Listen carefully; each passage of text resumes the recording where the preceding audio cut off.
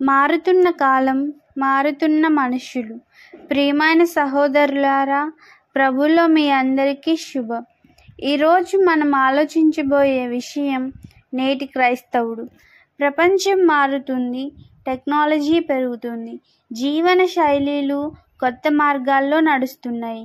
కానీ ప్రశ్న ఏమిటంటే, ఈ మార్పుల్లో క్రైస్తవుడు ఎలా ఉంటున్నాడు? బైబిల్లో మన ప్రభువైన యేసుక్రీస్తు ఏమి అంటున్నాడు? మీరు లోకంలో ఉన్నారు గాని లోకమునకు చెందినవారు కాదు. యోహాను 17:16.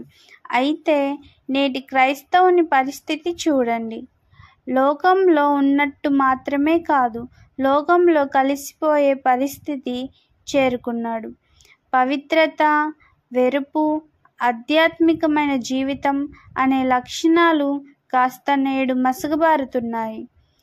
భక్తి రూపం ఉంది కానీ శక్తి తగ్గిపోతుంది.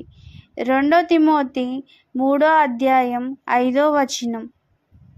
మీ అందరి కోసం ఒక చిన్న సంఘటన చెప్తాను.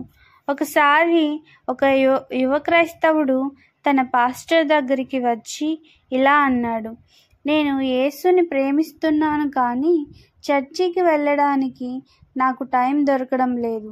నా ఫ్రెండ్స్తో టైం స్పెండ్ చేయాలి, సోషల్ మీడియాలో యాక్టివ్గా ఉండాలి, వర్క్ ప్రెషర్ కూడా ఉంది, అందుకు ఆత్మీక విషయంలో వదిలేస్తున్నాను అని అన్నాడు.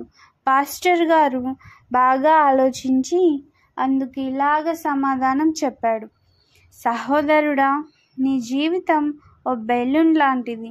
నువ్వు దానిలో గాలి నింపకపోతే అది కుంగిపోతుంది. ప్రార్థన, వాక్యము, సంఘ కూడిక ఇవి నీలో ఆత్మీక గాలిని నింపుతాయి. వాటి లేకుండా నీ జీవితం లోకపు ఒత్తిళ్ల కింద కుంగిపోతుంది అని పాస్టర్ గారు అన్నారు.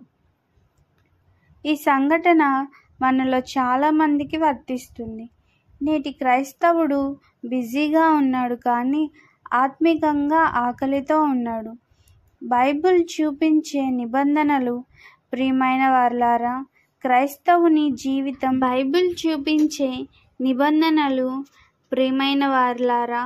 క్రైస్తవుని జీవితం బైబిల్లో 3 ప్రధాన స్తంభాల మీద నిలబడుతుంది: ప్రార్థన, దేవుని వాక్యము, పవిత్రాత్మక ఆధీనమైన జీవితం.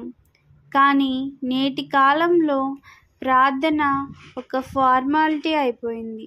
వాక్యం ఒక వాట్సాప్ కొటేషన్ లేదా స్టేటస్ మెసేజ్గా మారింది. పవిత్రాత్మక ఆధీనమైన జీవితం ఆప్షన్ అయిపోయింది. బైబిల్ చెబుతుంది, జాగ్రత్తగా ఉండు, ప్రార్థించు. 1 పేతురు 4:7. నీ వాక్యము నా పాదములకు దీపము. కీర్తనలు 119:115. కానీ ఇవి మనలో ఎంతవరకు ఆచరణలో ఉన్నాయి? నేటి క్రైస్తవుడు కంఫర్టబుల్ క్రైస్తవుడు అయిపోయాడు. అతనికి బలి, త్యాగం, ఆత్మీక పోరాటం అనే మాటలు వినిపించవు. మొదటి సత్యం, కాలం మనల్ని మార్చకూడదు. ప్రియమైన వారలారా, కాలం మారుతుంది, పరిస్థితులు మారుతాయి, కానీ దేవుని సత్యం మారకూడదు. బైబిల్లో హెబ్రీయులకు 13:8 చెబుతుంది: యేసుక్రీస్తు నిన్న నేడు యుగయుగములు ఒకటే. ఈ వాక్యము మనకు ఒక సవాలు విసురుతుంది. నువ్వు నేటి కాలానికి తగ్గట్టుగా మాత్రమే బ్రతుకుతావా, లేక దేవుని వాక్యానికి తగ్గట్టుగా బ్రతుకుతావా?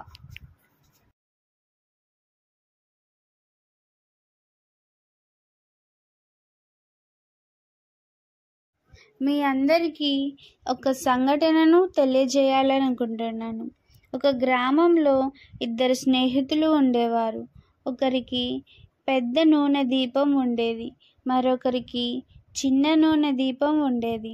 మొదటి దాని వెలుగు బాగా కనిపించేది, కానీ రాత్రి మధ్యలో పెద్ద దీపం ఆగిపోయింది.